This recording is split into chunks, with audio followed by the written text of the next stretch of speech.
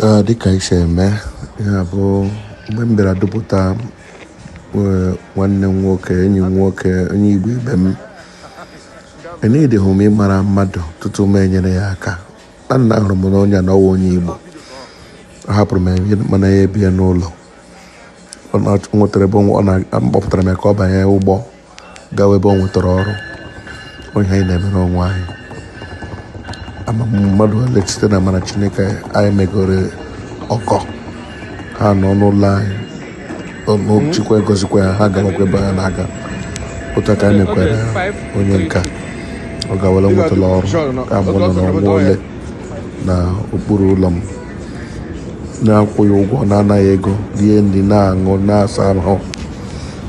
Biko mara otu esi enyere nwanne gị aka. Let's be our brother's keeper dịka ndị Igbo anyị bụ.